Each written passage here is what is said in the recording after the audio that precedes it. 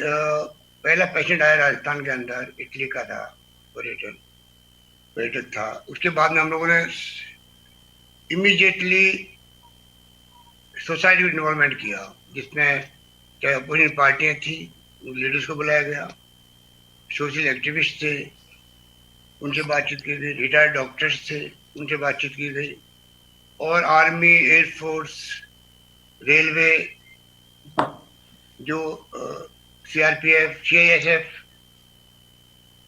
दूरदर्शन, आकाशवाणी, इन लोगों की मीटिंग की गई। इस प्रकार से हमने कोशिश की कि रिटायर्ड डॉक्टर्स जो एक्सपीरियंस रखते हैं उनकी अलग मीटिंग की गई, प्राइवेट मेडिकल कॉलेजेस, यूनिवर्सिटीज हैं, उनको बुलाया गया। तैयारी हमने इस प्रकार से कर ली जिससे कि आने वाले वक्त में लड़ाई हम लोग लड़ सकें कोरोना के खिलाफ में। उसमें हम काफी हद तक कामयाब हुए, मेरा मानना है।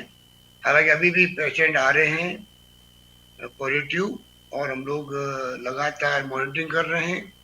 जिला प्रशासन और स्टेट लेवल पर लगातार जो हमने कोर ग्रुप बनाया है मॉनिटरिंग के लिए, तत्काल निर्णय लेने के लिए, एसीएस होम की अध्यक्षता में। इसके अलावा हमने वार रूम बनाए हैं स्टेट लेवल पर और डिस्ट्रिक्ट लेवल पर एडीएम की अध्यक्षता में। हेल्थ के लिए अलग से वार रूम बनाया गया है एसीएस हेल्थ की अध्यक्षता में। इस प्रकार से हम लोगों ने लगातार जो स्क्रीनिंग की है, वो भी राजस्थान की आबादी करीब 7.5 करोड़ है, 1.7 फैमिलीज को अभी तक हमने टच कर लिया है। इसका मतलब करीब करीब 5 करोड़ लोगों तक हमने स्क्रीनिंग की है बहुत बड़े स्केल पर, और 15,000 टेस्ट कर लिए, जो केरल के बाद में सबसे अधिक है लगभग राजस्थान के अंदर। और 1 लाख बेड हमने चिन्हित कर लिए हैं पूरे प्रदेश के अंदर, विभिन्न जिलों के अंदर। 25 करोड़ रुपए हमने इंसेंटिव रखा है हेल्थ डॉक्टर्स, नर्सेज, उन लोगों के लिए। और वॉर रूम के अलावा जो मैंने आपको बताया कि क्राइसिस मैनेजमेंट के लिए अलग से विंग बनाई गई है, और मैं खुद लगातार उसकी मॉनिटरिंग कर रहा हूँ। इस प्रकार से हमने धारा 18 मार्च को ही सीआरपीसी धारा 144 के अंतर्गत 20 लोग से ज्यादा इकट्ठे नहीं हो पाएंगे, मंदिर, मस्जिद, जितने गुरुद्वारे हैं, उनको बुला के धर्म गुरुओं से बात करी गई, उनकी मीटिंग की गई। उनको रिक्वेस्ट किया गया आप खुद अपील करो अपने फॉलोअर्स की कि ऐसी स्थिति पैदा ही नहीं हो, सोशल डिस्टेंसिंग बहुत जरूरी है और आपको उसको मानना पड़ेगा। अल्टीमेटली सबने माना, तो हमने पहले से ही जो है 144 लगा करके लोगों की सोशल डिस्टेंसिंग शुरू कर दी थी, उसका लाभ हमें मिला था। और इंफ्रास्ट्रक्चर हमारे यहाँ स्वाइन फ्लू के वक्त में कुछ नहीं था, तो हम लोगों ने उस वक्त में जो लैब्स वगैरह बनाई थी, पहले पूना और दिल्ली भेजनी पड़ती थी सैंपल, उसका फायदा हमें मिला है राजस्थान के अंदर सभी संभागीय मुख्यालय पर हमारी लैब से। और हम कैपेसिटी बढ़ा दी, 200 से 1,500 कैपेसिटी हो गई जयपुर के अंदर भी टेस्ट करने की। इस प्रकार से हम लोगों ने लगातार काम करके ये स्थिति कर दी, लोगों में कॉन्फिडेंस पैदा हो गया। आज राजस्थान में मैंने अभी 2 दिन में राजस्थान भर में सब जिलों में बात करी, हमारे चुने हुए जनप्रतिनिधियों से, चाहे किसी पार्टी के थे, करीब सबने कहा कि नहीं हमारे यहाँ कोई शिकायत नहीं है। जिला प्रशासन भी, पब्लिक भी और पॉलिटिशियन भी, सब पार्टी के लोग मिलकर काम करें, ऐसा माहौल राजस्थान बन चुका है। उसी माहौल में हम लोग अब काम कर रहे हैं। भीलवाड़ा और रामगंज जो है, ये हमारे लिए चिंता का विषय था। भीलवाड़ा के अंदर जो काफी लोग उसको अप्रिशिएट कर रहे हैं, मैं भी कहना चाहूंगा कि उसमें हमने कोई घर छोड़ा ही नहीं, पूरे घर घर के अंदर हमने करीब 3,000 टीमें बना करके हम लोगों ने उसको लोगों के 32 लाख लोग तक हम पहुंचे। स्क्रीनिंग की गई करीब 6 लाख हाउस होल्ड को, 6 लाख हाउस होल्ड तक हम पहुंचे, और कोई 27 केस आ गए थे। वो चिंता का विषय था, 2 की डेथ हो गई थी जो बहुत बुजुर्ग थे और कई बीमारी से ग्रस्त थे वो। बाकी सबका इलाज ढंग से चल रहा है।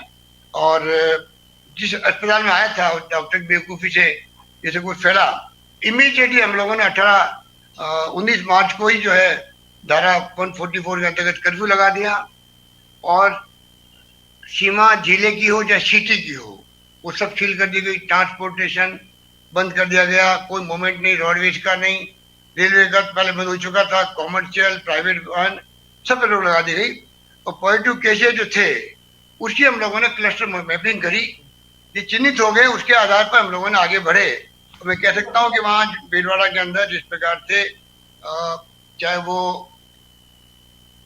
आईसीयू वार्ड की बात हो, 27 हॉस्पिटल्स को हम लोगों ने करीब 1541 रूम को क्वारंटाइन की सुविधाएं उपलब्ध कराई गई।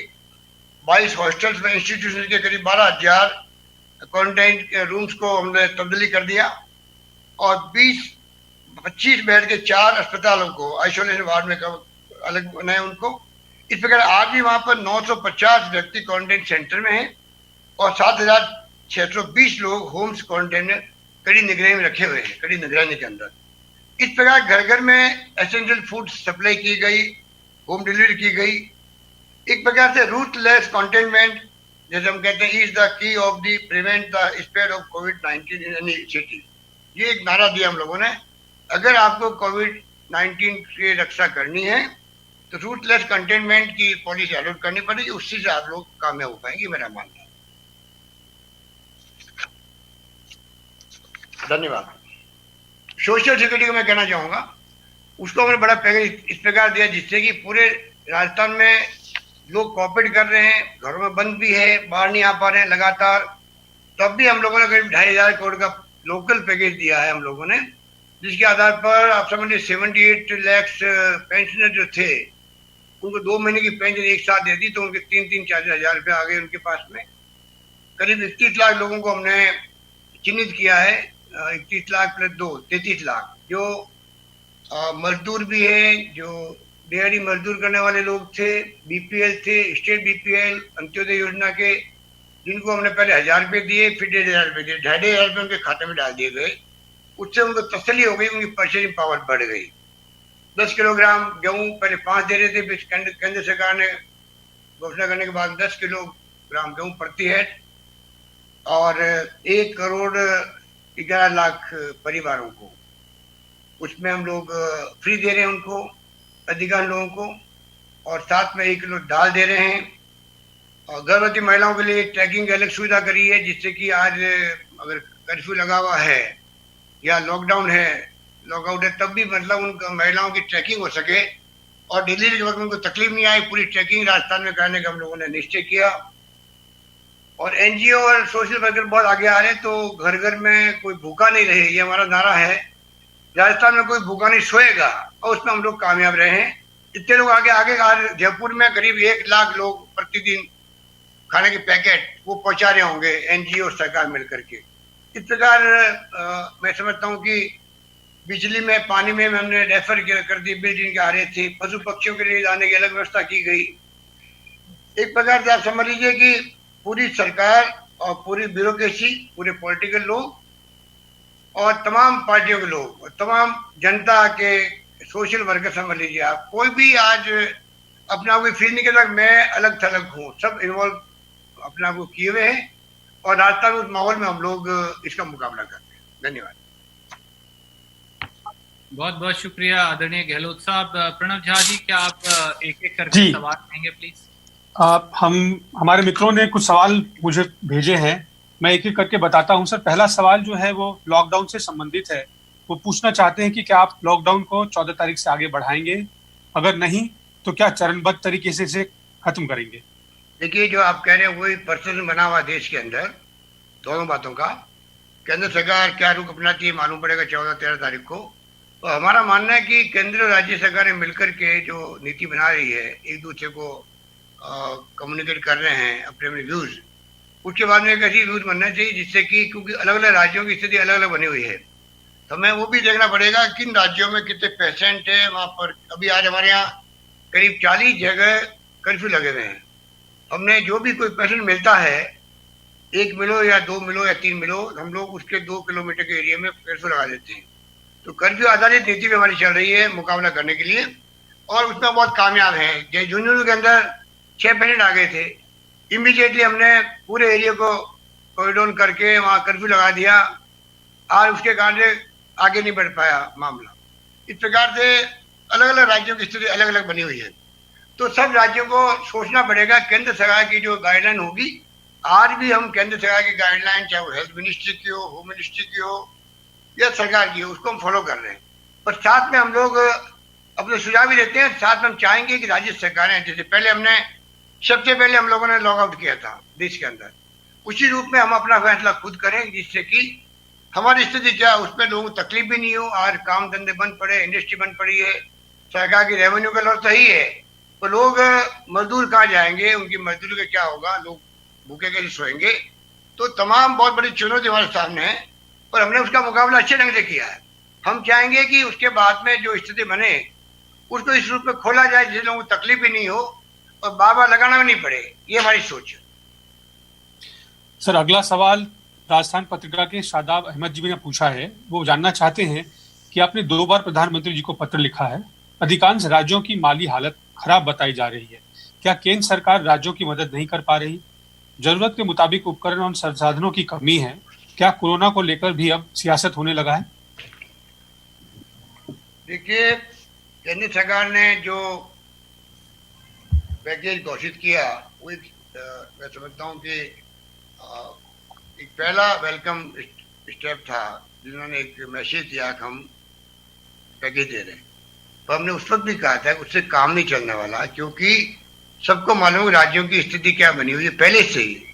कोविड-19 आने के पहले से ही राज्यों की स्थिति पूरे देश में नाजुक बन चुकी थी, क्योंकि जो इकोनॉमिक स्लो डाउन चल रहा है देश के अंदर, जीएसटी के पैसे नहीं आ रहे केंद्र के पास में भी, उन्होंने पैसे रोक रखे हैं राज्यों के सब जगह, ना ग्रांट मिल रही है पूरी, न जीएसटी का फंड मिल रहा, ना सीएसटी कोई बकायदा मिल रही थी। पहले संकट में थे और लॉकडाउन के बाद में आप सोच सकते हो कि क्या स्थिति बनी होगी राज्यों की। तो केंद्र के पास तो आरबीआई बैंक भी है, अन्य सुविधाएं हैं, राज्यों के पास कुछ भी नहीं है। वो तो अगर लोन भी लेना हो तो हमें मांग करनी पड़ती है कि आप 3% से 5% कर दीजिए लोन को, जो हमने मांग करी भी है। आरबीआई जो हमें पैसे देती है, हम कहते हैं इंटरेस्ट फी दे दीजिए, उन्होंने इंटरेस्ट के साथ में अभी घोषणा करी है। तो कई सुझाव मैंने माननीय प्रधानमंत्री के साथ मेरे वीसी हुई थी, मुख्यमंत्री, तब भी मैंने कहा था कि एटलीस्ट आप 1 लाख करोड़ पूरे देश के सब राज्यों को अलग से ग्रांट करो और साथ में आप इस प्रकार बंटवारा करो, राज्यों में कितने पेशेंट हैं, आबादी कितनी है, और जो जीएसटी काउंसिल की जो गाइडलाइन है या इंटर स्टेट काउंसिल की गाइडलाइन है, उसके अकॉर्डिंग आप बंटवारा कर सकते हो, सुझाव दिए। उसके अलावा मैंने कहा ये जो इक्विपमेंट है, मेडिकल इक्विपमेंट है, चाहे वेंटिलेटर हो, चाहे वो पीपीई हो या पीसीआर हो लैब के लिए, जो भी इक्विपमेंट है उसकी सेंट्रलाइज आप जो है व्यवस्था करवाओ, फिर राज्यों को दो। तो उनको राज्यों को अलग अलग, कोई टेंडर की तरफ दौड़ रहा है, कोई और टेंडर खत्म कर रहा है, तो कई कंपनी आगे, तो उनको असुविधा हो रही है। तो भारत सरकार को चाहिए कि वो सेंट्रली देश का जो राष्ट्रीय रिसर्च का विंग है,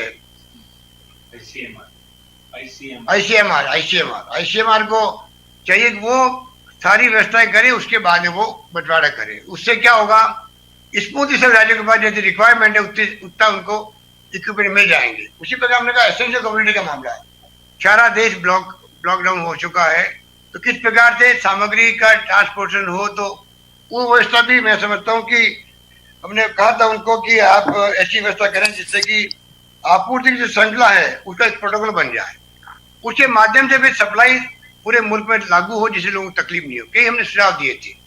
मैं आशा करता हूं कि ऐसे वक्त में भारत सरकार और केंद्र सरकार और केंद्र और राज्य सरकारें मिलकर काम करें। और हमारी कांग्रेस प्रेसिडेंट सोनिया गांधी जी ने पत्र लिख के विश्वास दिलाया प्रधानमंत्री जी को कि आप निश्चिंत रहे, पूरी कांग्रेस पार्टी आपके साथ खड़ी मिलेगी आपको। उसके बाद मैं समझता हूँ कि प्रधानमंत्री की ड्यूटी है कि वो तमाम पॉलिटिकल पार्टियों को या सबको साथ लेके चलें और फैसले वो करें जो देश के लोग उसको वेलकम करें। मेरा मानना है उसी रूप में हम लोगों को आगे बढ़ना चाहिए। और जो कई मांगे ऐसी होती है जैसे नरेगा मजदूर है, मिसेस सोनिया गांधी ने कहा कि आप इसके लिए कम से कम 21 दिन का जो उनका पेमेंट है वो आप एडवांस कर दीजिए, उसके ऊपर कोई कार्रवाई नहीं हुई। तो गांव के अंदर कोई आदमी भूखा नहीं सोए, ये हम कह रहे हैं। राजस्थान में आपको विश्वास दिलाता हूँ कि राजस्थान में इतनी शानदार व्यवस्था करी है, लगभग हमने हर घर को टेस्ट कर लिया है, हर गरीब को टेस्ट कर लिया है। आज गरीबों के घर बैठे हुए पैसे पहुंच रहे हैं, जिनके खाते नहीं है कलेक्टर को एडवांस पैसे भेज दिए गए, वो उनको बांट रहे हैं, 1000 रुपये बांट रहे, 1,000 1,500 रुपये बाद में उनको और देंगे। इस प्रकार से आज हमारे यहाँ पूरे आम जनता, चाहे वो डेस्टिट्यूट हैं, या बीपीएल है, स्टेट बीपीएल है, अंत्योदय है, या मजदूर हैं, उन सबको हम लोग रखवाली कर रहे हैं। मैं आपको विश्वास दिलाता हूँ। सर, अगला सवाल इसी से संबंधित है। किसी ने पूछा है कि राजस्थान का जीएसटी से समेत कुल कितना हिस्सा केंद्र सरकार से बनता है और आपने कितनी बार इसकी केंद्र से मांग की है? अभी जीएसटी के अलावा क्या मांग रहे हैं? अभी तो हम लोग जो उनको मालूम है कि जो हमें जो हिस्सा मिलना चाहिए, अभी पिछले साल भी नहीं मिल पा रहा। 17,000 करोड़ रुपए कम कर दिए उन्होंने हमारे। अब स्थिति है कि जो हमने सुझाव दिए उनको 1 लाख करोड़ के दिए हैं। आरबीआई बैंक के माध्यम से बिना इंटरेस्ट लोन मिलने की बात कही है। हमने कहा है कि जीडीपी का जो आप 3% देते हो उसको 5% करो, हमें लोन की बढ़ाई हमें, ये इस प्रकार से हमने मांग करी है। अभी उसके ऊपर कोई उत्तर नहीं आया है। सर, अगला सवाल है इंडिया टीवी के विजय लक्ष्मी जी ने पूछा है कि दिल्ली और महाराष्ट्र में जो केसेस आ रहे हैं वो ज्यादातर तबलीगी जमात से जुड़े हुए हैं, क्या राजस्थान में भी ऐसा है? देखिए, मेरा मानना है कि ये तबलीगी जमात का जो मामला हुआ है दिल्ली में, पूरे मुल्क के अंदर एक ऐसा इश्यू बन गया और सब राज्यों में या कई राज्यों में इनके तबलीगी जमात के जो लोग गए हैं, पहले धार्मिक प्रवचन में गए हैं, जैसे भी गए हैं, और वो केसेस भी आए हैं, इस पर कोई दो राय नहीं है। तो मेरा मानना है कि बहुत सीरियस मामला है और ये ऐसा मामला बन गया कि गलती किसकी रही है वो भी देखना पड़ेगा। एक तरफा हम लोग ऐसे चला दिए देश के अंदर, एक तरफ तो हिंदू, मुस्लिम, सिख, ईसाई, पारसी, जैन सब मिलकर लड़ाई लड़ रहे हैं हम लोग। उसके बीच में अगर किसी ने गलती की तो सजा मिलनी चाहिए, मुख में दर्द होने चाहिए। और अगर मान लो कोई आयोजन करे तो आप रोक देते, आप उनको कड़े से पेश आते, कौन आपको मना कर सकता है? मैं चाहता हूँ कि इसकी तो सुप्रीम कोर्ट का कोई रिटायर्ड जज या सिटिंग जज है, उसे जांच होनी चाहिए। इतना बड़ा मुद्दा देश में नहीं दुनिया में बन चुका है, तो क्यों नहीं मतलब सच्चे सामने आए, देश के सामने सच्चे सामने आए, जिससे कि आप अगर किसी ने बेईमानी करी है, आरोप लग रहे हैं, आप उनको बैन कर दीजिए, कौन मना करेगा आपको? आप उनके खिलाफ एक्शन कीजिए, जेल भेज दीजिए। और मान लीजिए उन्होंने इतला करी टाइमली और एसडीओ ने कार्रवाई नहीं करी, डीएम ने कार्रवाई नहीं करी, पुलिस ने कार्रवाई नहीं करी, WHO वाले पास जा रहे हैं, सैंपल लेके आ रहे हैं, फिर वो बैठे हुए हैं, ये कैसे संभव हो सकता है? तो मैं समझता हूँ इसके लिए ऊपर विचार होना चाहिए, जब जाके अगर सच्चाई सामने आएगी। क्योंकि ये एक ऐसा इशू बन गया है, पूरे देश के लोगों में एक अलग तरह का माहौल बना दिया गया, जो कि आज कोविड-19 का मुकाबला करने के माहौल में उचित नहीं कहा जा सकता, मेरा मानना है। सर, हाँ, रणदीप जी कुछ कहना चाहते हैं, इसमें जोड़ना चाहते हैं, बोले सर। आपकी अनुमति से इसमें जो आदरणीय अशोक गहलोत जी ने कहा और तबलीगी जमात पर प्रश्न था, मैं फिर पार्टी की ओर से कहना चाहूंगा। 3 या 4 बड़े महत्वपूर्ण प्रश्न हैं। भारतीय राष्ट्रीय कांग्रेस ने पहले दिन से ही कहा, वो तबलीगी जमात हो, वो कोई और समूह, व्यक्ति, धड़ा या संस्था हो, जो कोई भी लॉकडाउन का अगर किसी ने उल्लंघन किया है या फिर टूरिस्ट वीजा का दुरुपयोग किया है, तो देश के कानून के अनुरूप बगैर कोई बात देखे उनके खिलाफ कड़ी से कड़ी कार्रवाई होनी चाहिए। इसमें पूरा देश इकट्ठा है, कोई शक शुबा की गुंजाइश ही नहीं। पर 2 या 3 प्रश्नों का जवाब मीडिया के साथियों को भी सरकार से पूछना पड़ेगा। पहला, तबलीगी जमात को 15 या 16 या 17 मार्च को वो सारा जमावड़ा करने की इजाजत, अनुमति किसने दी थी? हम जानते हैं कि दिल्ली में कानून व्यवस्था भारत। वक्त एक ब्रेक का है।